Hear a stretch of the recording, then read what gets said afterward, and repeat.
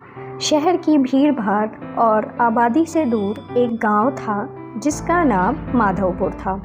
इस गांव में सभी लोग बहुत ही खुशी और प्यार के साथ रहते थे। उस गांव में एक किसान रहता था जिसका नाम मोहन था।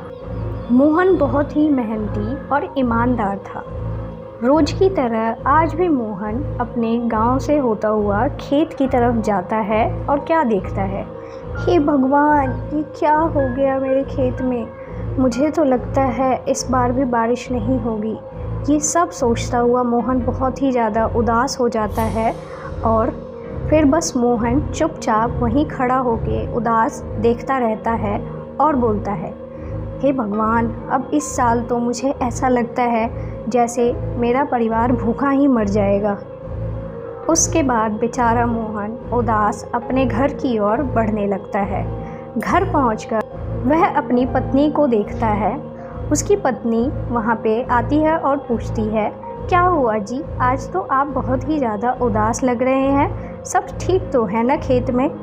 आप इतने ज़्यादा उदास यहाँ से तो नहीं गए थे, अचानक क्या हुआ आपको, कुछ तो बताइए।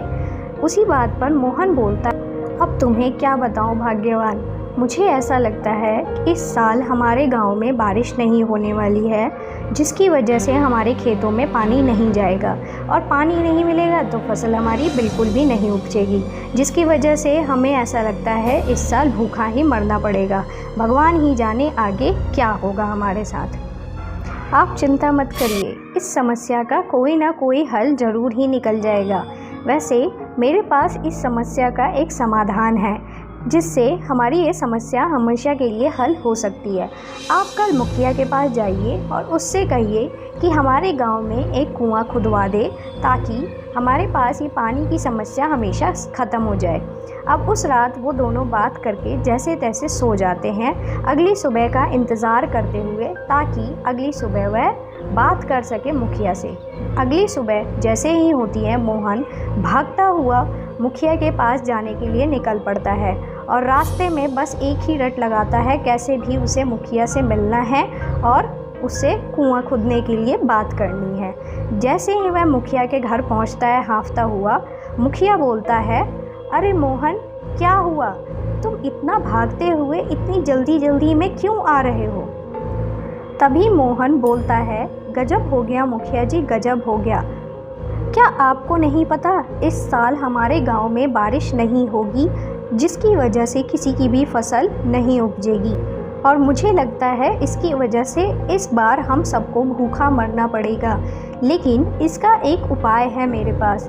अगर आप चाहें तो क्या हम इस गांव में एक कुआं खोद सकते हैं जिसकी वजह से ये पानी की समस्या हमेशा के लिए ख़त्म हो जाएगी। उसी बात पर मुखिया का बेटा बोलता है, हाँ पिताजी, मुझे भी मोहन की बात सही लगती है।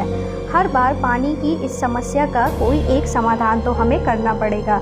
हम अपनी पीछे वाली ज़मीन पे क्यों ना एक कुआं खोद दें, जिससे कि सभी गांव वाले सिंचाई के लिए पानी ले सकें।